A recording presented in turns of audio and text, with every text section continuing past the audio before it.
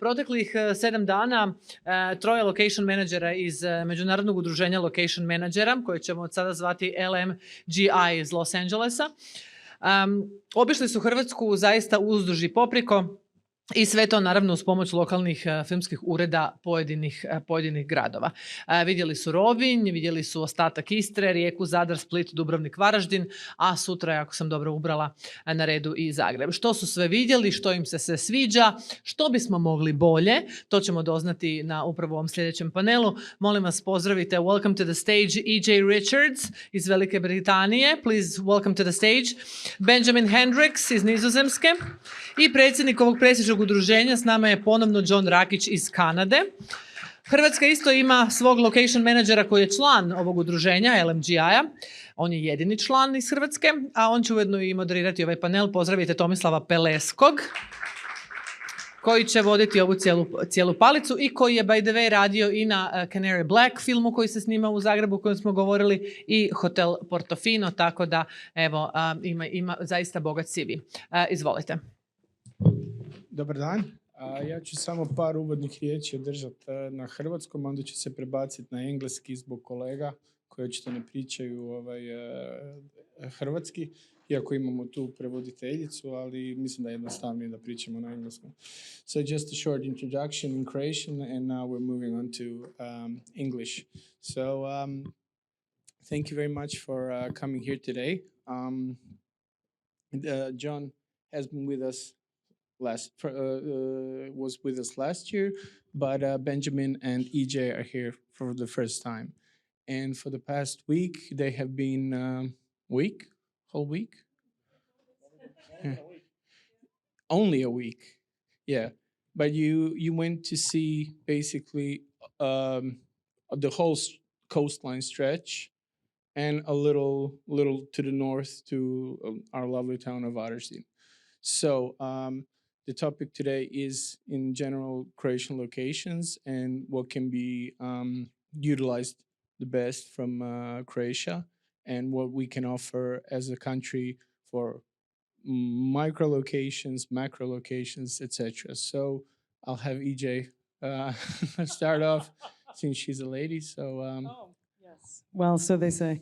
Thank you. Yeah, we've had an amazing time, actually. It's been great just to come with the location manager perspective. I've traveled to Croatia before and thought it was a beautiful place, but to see, you put your work hat on and start looking at how to shoot different locations, and I call it the library. I like to have a problem-solving library in my head, so I want to see what's out there, how it can be used, what kind of places you have, and it's been such a broad kind of different types of locations. We saw, I think the most exciting two that I've seen so far were the aircraft hangar, the kind of tunnels. I honestly couldn't tell you where anything is. Like, my head is a complete blur right now. So I've seen so much stuff. I know what you have. I just don't know where it is. And I am so sorry. I don't mean to be offensive. It's in there, but we have to go back and put everything together. It's been an absolute whirlwind for, the whole, every day we've traveled miles and miles. I think we've been in the car every day going here, look at what we've got. So what you are doing great is definitely that you have a lot of locations, And also what's exciting for me personally, I'm sure the same for these guys, is you have places that are undiscovered. And that's always super exciting for a location manager, that you have something that hasn't yet been seen on screen. And that is so exciting for me. And it's so exciting to take back to producers and directors, really great cinematic, serviceable locations, that we can take home as our spoils and say, oh my gosh, you have to see this, come to Croatia, Packed in one small country. So the distances are not far away, and the logistics are here. So yeah, okay, thank you, EJ. Benjamin. Yeah, I think I agree on most things that EJ says. It's been an amazing trip for us, and we've seen so many beautiful locations. And I think for us, maybe the most difficult things, we got asked a question a lot, like, what are you specifically looking for? And we're not specifically looking for a certain location. It's just trying to know what Croatia has to offer and what they have. and just keep it somewhere in mind. And when you get a certain kind of script someday, then you try to think, where have I been? What locations can I find? And hopefully then we just think of one of those locations we saw in Croatia. And as EJ says, we have to just take it all in, because we've been on such a ride. I think we've been working for 16 hours a day almost. And I'm not complaining, because we had a blast of a time and we've seen so many places, and I want to relax in my hotel room. So actually, I'm regretting that we have to leave in 2 days, because I think we could have stayed another 2 weeks and still have not seen everything. So yeah, that's basically how I feel about it. So Okay. Was it really a 16-hour day, working day, or was it a well, including work of and course pleasure lunch, but I day? think most days I know Okay. we met for breakfast 7:30, and then we are in our cars 8:30, and I think Like a proper recce? oh no, Like a yeah, proper proper, recce. yeah, exactly, yeah. It felt like a recce. I don't know if people know what a recce is, but usually before the start of filming, you take all the heads of department, like the director of photography, the production designer, and you go on location scouts. So basically, all the locations you want to film in, and talk to each other, how you're gonna make it, etc. So it basically means you're like 20 or 30 people in 9P vans for the entire day, discussing problems and what you want to do. And it was basically like that, but with a smaller group and way more fun. Okay. Thank you, Benjamin. John, you're familiar with the Croatian scene from last year, and from because you have a Croatian heritage. So you will probably hosted these guys this year. You know, just like or Yes, I'm a little biased. Yeah, yes, on Hrvat. I'll speak in English so they don't think I'm saying anything bad about them. It's wonderful to be able to come the second time with them. I mean, we had a wonderful series of guides, but it's always nice there's someone there that can kind of translate not just language-wise, but concept-wise, what they're looking for, what they're hoping for. Exchanges like this are very important. We always get asked, what are you looking for? My answer always will be, I don't know what it is until I see it. If I haven't seen it, then how do I know it exists? You could put all the pictures you want in the world, you could promote things, but if people actually don't see it and can think about it and then can network with other like-minded people in their industry, then it doesn't get out there. The question is, what can you do better? What can you do right? You've done everything right. It's a slow process. Domestic production is important. If you're going after service, it takes time. My background's Canadian. We have a very strong domestic and international industry, but that took 35 years to get us to where we are now. It's a long game, and the biggest point is networking internationally, locally, building relationships with your commissions internally on a global level, appearing at things like Focus, at Cannes, having people come look around. I may not be able to bring something directly, but I might know someone who will. I've loosely been involved in 2 co-productions between Canada and Croatia in the last 3 years, just because people know, A, I've been there, B, I'm Croatian, and I was able to make introductions to people. And that's really what brings this industry on a global level together is that networking. Especially now with Croatia being in the Schengen zone, the mobility of labor isn't more attractive. There's so many good things here. You just have to hold on, it will come. It just takes a bit of time. EJ's gonna laugh because I'm gonna crib something that she's heard on a recent fam trip from a friend of mine named Marcus Bench, who I also heard from Simon Olsberg from Olsberg SPI. It's the 4 pillars of service production. The 4 pillars are locations, an incentive, workforce, infrastructure. If you have all 4, you're golden. You can live on 1, 2 is better. Eventually you get them all, and it takes time to build them there. And Croatia has 2 out of the 3 right now. 3 comes, infrastructure comes later. You're doing it right. It may feel like sometimes you're not, because right now with the global levels of production being down, people will sit there and go, why are we doing this? It will come back. It's a resilient industry. It has been since they first put film on screen. But I think you're on a good track to be where you need to be. You have your first major feature that focuses your country as you with Code Black. You've got existing series. More people know of the country. It's not just the place they shot Game of Thrones. It's other productions, and that helps. Yeah, I mean, from my perspective, it's much easier not to have to explain to people what the film industry is, how we're gonna be presented. Are we faking Spain or Italy? Now it's like, no, we're doing a part of a Zagreb shoot, which is Zagreb, or Rijeka for some for one show. So for the it's been a tough process like in the last 10 years, but now moving forward, it's much easier and less explanatory for in general, like for people from the tourist boards, commissions, mayors, etc., etc. Yeah.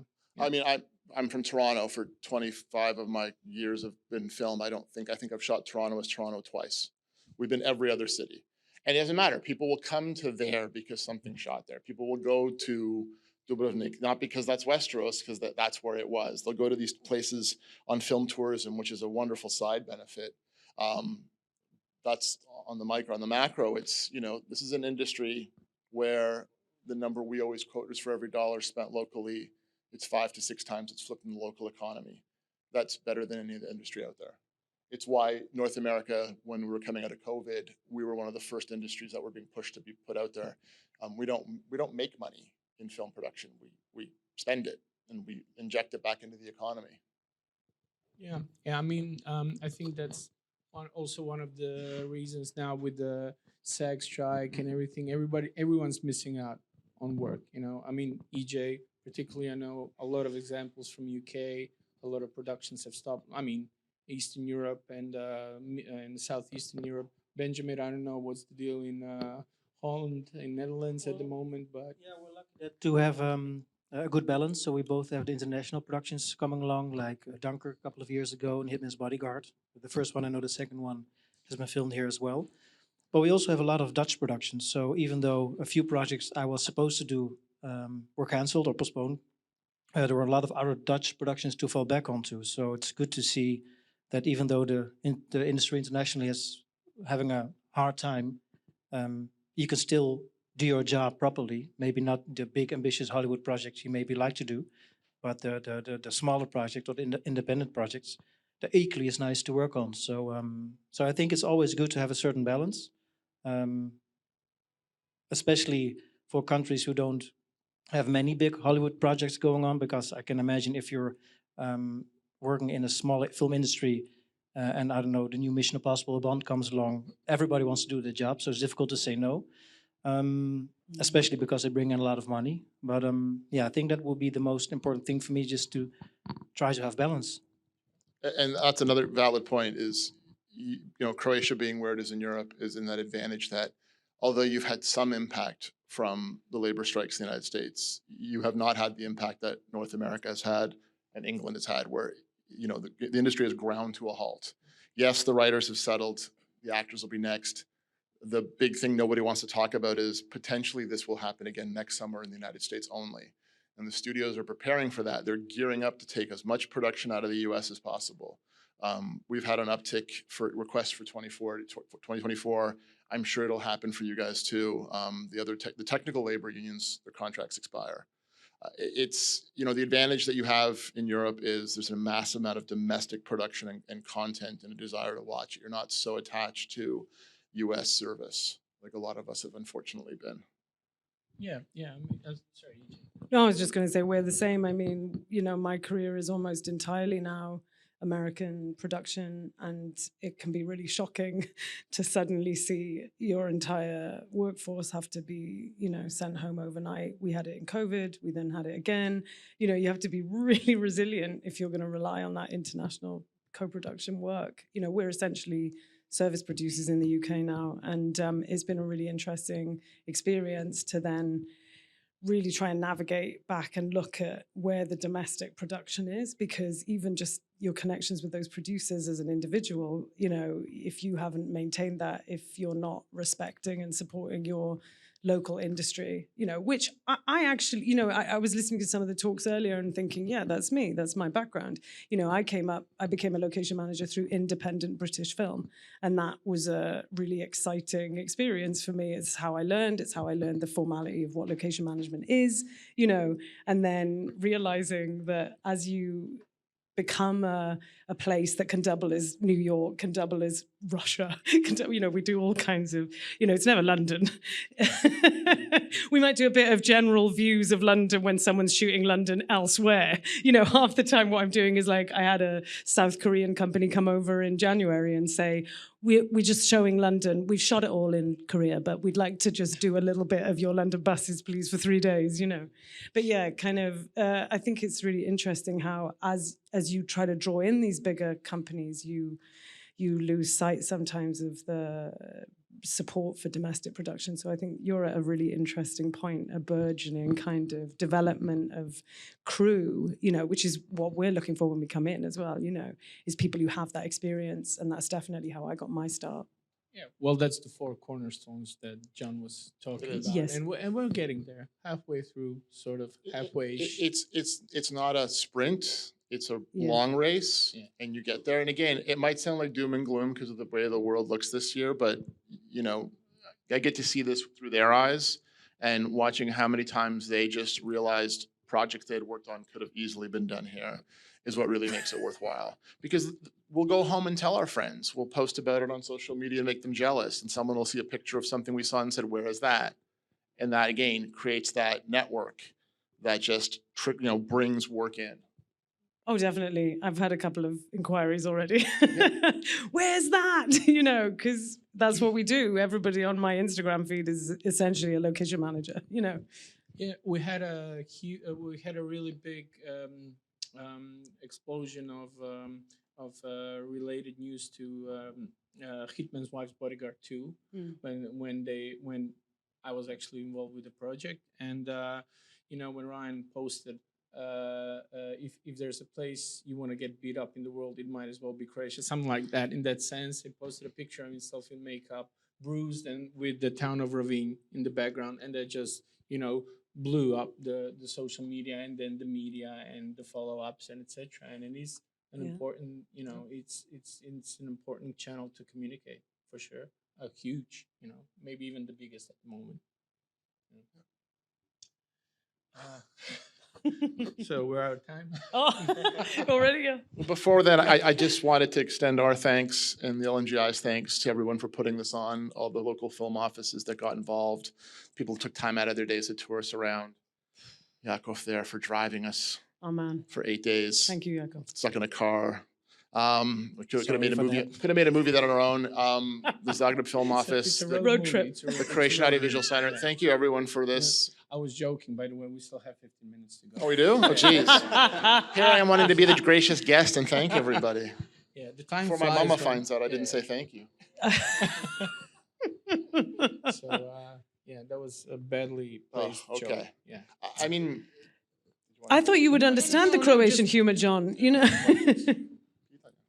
Yeah, of course. So I think it's about time we get some questions from the audience. Yeah. Yeah. Oh, one in the back.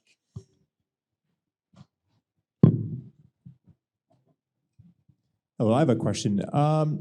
Croatia, obviously there's an interest in Croatia regarding TV and film production, but there's a lack of studio space. So 2 questions here is, how is that affecting Croatia's growth in the TV and film production world?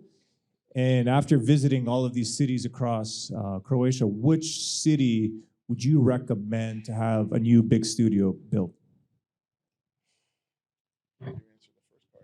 So this is the 4 cornerstones that John spoke about at the beginning. The infrastructure, we're still working on this, and it's a huge deal. It's almost as huge as having, you know, good service production and locations, which is sort of like the base. But since I'm local, it would make most sense to make a studio here in Zagreb area, because studio space also relies on good connections with the airports, with other cities. It almost always has to have a backlot, so it can't be something that's built within like a inner city range. It has to be somewhere in the outskirts, but it, you know, has to be connected either via freeway or you know, good road infrastructure. So for me, definitely the answer is Zagreb, and most of the film workers, which there aren't that many of, are based in Zagreb. So, and I'll let my colleagues. That would make the most sense. If you're going to be building or converting a stage into a space, would be to do it in Zagreb, just because it's more of the central hub. Stages are a risky gamble for every country that builds them and has successfully. There is a town in China that has empty ones that have been sitting there since they've been opened. Having available space that each town knows that could be converted into stages right now would be more appropriate than trying to having a local small town build a stage. I'll use an anecdotal story. There's a town called Mansfield, Ohio. None of you have ever been there, but if I told you the Shawshank Redemption, you all know where Mansfield, Ohio is. They came there for the prison. They didn't shoot very much in the prison. They found a warehouse in town. They turned it into a stage and shot the movie there. We can convert things very easily if need be. You get that over some time, and then you start finding a partner to help build a proper stage facility. We didn't have our first purpose-built stage in Toronto until the 90s. And even then, the real ones didn't come until like 2000. They were all converted buildings that people came and soundproofed. Yeah, that sounds like what we've been doing for the last. It's an 10 to it's 15 an organic years. growth. Yeah. It's the easiest way to do it. I mean, the UK has a richer history of production, so they had sound stages. Other countries that didn't, they either had them built during times of mass construction in the 50s and 60s, or they've converted things over time. It's that saying from Field of Dreams: if you build it, they will come. It's a little reverse: they'll come, then you build it. Yeah. You let them in and then build it. EJ? No, I mean, I think what I've done quite a lot in the UK is worked regionally, and it kind of feels the same here. So I've been part of projects that, Screen Yorkshire, inviting projects to come. And what they showed us every time we came was warehouses, and that started to really change and shift. There's a lot of production happening now, and that's started out of warehouses. So it does work. It's not the greatest. It's not the ideal, but it works, and that's where you start. Exactly. So just agreeing. with Yeah, and I Jordan. can also imagine you wanting to have to wait to see how the technology develops, because, for example, in the Netherlands we have quite a lot of studios actually, and they've been used a lot throughout the years. But now with technology, for example, like the virtual production is rising, we need bigger studios. So what are we going to do? Are we going to rebuild studios? Are we going to use smaller screens, for example? So it's maybe quite a gamble to do it now. And it's a difficult question because technology keeps evolving over the years. So there's never a good time maybe to start. But that's something just that came to mind when that question just has been asked. You bring them here for one thing, and then over time, because they're coming here enough, a show will come here, shoot their on location stuff, and they might go somewhere else for studio work. Eventually, they're going to get to a tipping point where it makes sense to do it all here. That takes some time. Get them to come, see how wonderful it is, see how good the crews are, the equipment, the locations, the weather, the incentives. It's the repeat business. Then they'll want to stay and do more. The works. Thank you, John. Any other questions? Oh.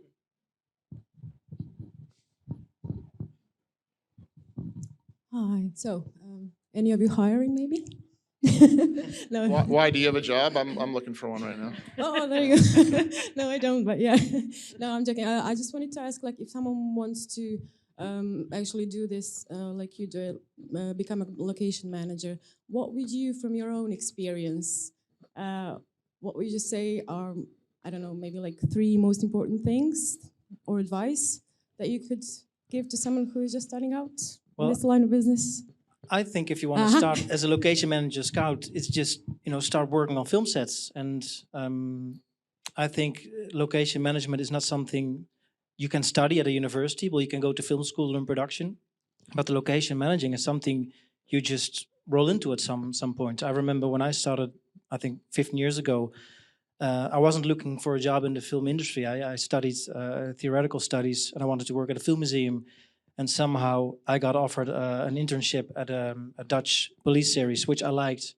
And a year later, I became a location manager. So I think if you want to have a start, just, I don't know, try to find a local company, be, I don't know, production assistant, for example, drive the actors, help every department you can find on set, try to figure out what you like the most and to see if you like it, because most people who start are amazed by the premieres and the red carpet and the actors, and until they find out they have like very long days and it's very hard work. And of course, sometimes you can have nice filming days in the summer, but you're also shooting at night in the winter in a forest, and then it's not like a very nice job anymore.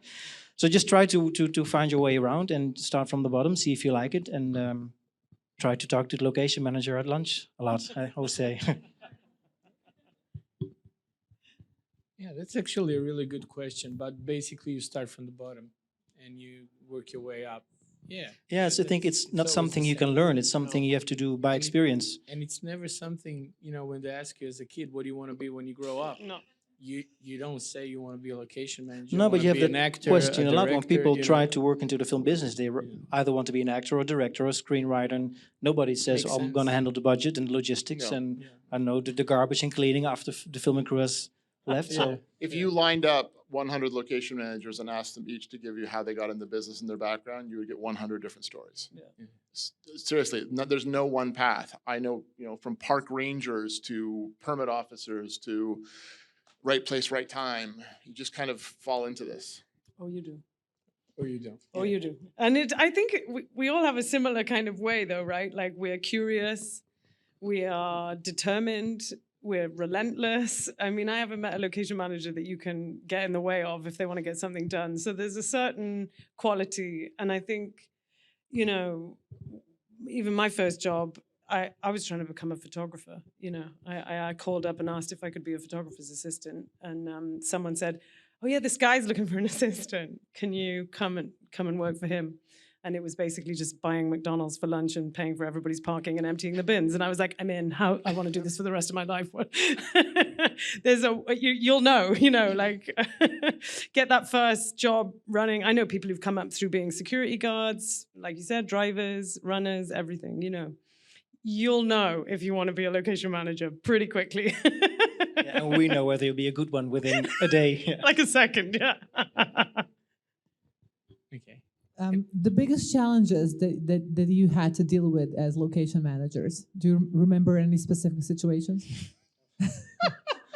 Every day, my friend. Having to literally have laws changed to be able to do what we wanted to do. That's probably the most bizarre thing I had to do, is actually get an act of legislation changed. Yeah, no, I mean, we're asked to do the impossible. Which and country was it? In Canada. They wanted to land a helicopter where we weren't allowed to, and they didn't tell us until it was too late. And the producer said, "I don't care." So we literally had to find a loophole in the law and get politicians who never like to listen to change a law temporarily. It's a bizarre job we do. It's insane what we get a chance to do with time and money. Yeah. But somehow it all makes sense. It does. And it's like, if you were to ask me, would I change anything? No. I mean, this job has afforded me things I never thought I'm the son of two people who could barely speak English, who emigrated from what was then Yugoslavia to another country. I'm sitting on a stage in my maternal homeland talking about what I do for a living, watching people listen to me. This shouldn't have happened. No, I mean, and all of us, this job affords you just the most wonderful experiences. There's hardships in it, but I mean, we just spent the last 8 days mesmerized by what we got a chance to see, but most people don't. Yep. That's the reward for all the 16-hour days in the cold and the snow and pulling your hair out over budgets. At the end of the day, we work in make-believe. Yeah. And it's just wonderful. And that's where the challenges are, is that you'll have a director see something that they really want, and a producer say, "Oh, well, whatever the director wants," and then you ultimately are the linchpin of that, because we face the front, we are the ones who have to liaise with the politicians, with the local public, with, I was listening to, I can't remember his name, the chap earlier, talking about handing out gingerbread or whatever it is that you have to do to make it work, and we have to come up, it's a very creative job, not just in looking at the imagery and scouting for cinematic locations, but also the creative process of trying to work out how on earth you are going to get this to happen. A director comes down the street and turns around completely looking the wrong way and goes, "Oh, I would like that location," Yeah, and in the end, it's always very rewarding, I guess. I remember I've worked on Christopher Nolan's Dunkirk a couple of years ago, and especially in a time where you use a lot of visual effects and computer effects, and then we had planes and boats and everything together, and we ended up, I don't know, throwing planes out of a helicopter into the sea, burning. And when you hear him speak out, and I like to do that, you're thinking like, I don't know how I'm ever going to pull this off, but somehow you manage to. And then 2 weeks later, you're sitting in a helicopter and you're seeing a plane go down in flames. And then you think, okay, well, I've had a headache for like 2 weeks maybe, but it was worth it. Yeah, we pulled it off. Yeah, sometimes it's location management, sometimes it's location magicment. Hey! You know, Exactly. Bravo. Okay, but how much of all of that is money? Budget. How money. much do depend on the budget? I mean, it's a great thing that you said. Very much so. I mean, Helicopter, we're burning cars, no. planes falling in It's a legitimate from the question. sky. Very, very much we're responsible for a budget as well. I mean, we are heads of department. We do have a fiscal fiduciary responsibility to bring the show in on budget and on time. You know, there's only so much, I won't lie, there are times I have to go back to the producers and say, we really can't afford what you want to do. But if you're good at your job, you come back with, but we could do this within what you can afford. And that is, we have to temper, you know, yes, we have to work in imagination, but you have to temper it in reality. You don't have, you know, a $100 million budget always. Sometimes you've got 10. And I was always taught, you know, sometimes producers have, translates well, champagne dreams on a beer budget. And you have to make that happen. But we are, at the end of the day, we are management in the sense that we do have budgets that we have to maintain. So yeah, it sounds all creative. At the back of the time, the thing that gives us the most stress is when we have to make the numbers work. Yeah, and sometimes I had the most fun on the project with the smallest budget. So it makes you more creative instead of going to somebody and say, here, you have a bag full of money. Just try to come up with things. I don't know, organize a street barbecue or just try to, I don't know, do something for the children in the neighborhood. It makes you creative as well, but in a completely different way. Yeah, totally. I think it's exciting sometimes. You know, everybody gets excited in our career about, you know, I've done huge closed 6 lanes of a highway and, you know, set things on fire. That has its own excitement, but absolutely the same. I worked on, I think it's about what is the impetus that is driving your desire to make it happen. And sometimes, yes, it's a huge weight of big studio and money, but other times it's because your friend has asked you to help them with their extraordinary independent film. And I have worked on those projects too, where I have been helping them to realize an art movie, you know, a short art piece, which involves doing crazy things like throwing pianos off rooftops or setting, you know, things on fire in the woods. And they have no money, but the thing that's driving me is their creative ambition and supporting art. So what's the driver? What's the desire behind you wanting to do what you do? I think we all have our own ways of getting inside that and helping to push for what has to happen. So yeah. Destructive. Oh. In controlled environments. Well, if we do our job, right, I see. I mean, I see myself as the advocate for those that burn, but yes. And then I clean up the garbage after they've finished. But yes, there is a certain destructive element. I mean, but also cinema is a high art form. I got into this because I studied directing. I was an auteur director. You know, that was my passion and my ambition. And I think that that's what drives me on some level. I walked onto a film set and I thought, yes, I am here to be a really important part of, you know, changing the world, telling stories, you know, so, and each project is different. Sometimes we blow things up. Sometimes we tell really meaningful, powerful stories and we get to be a small part of that, you know. So I didn't quite get the auteur director job, sadly, but Neither did we. I'd still set things on fire, you know. So I'm gonna say thanks, and I'm gonna wrap this panel discussion up. And thank you all for coming and joining us, and thank you guys for coming and Thank enjoying you. Croatia for the last week. Yeah.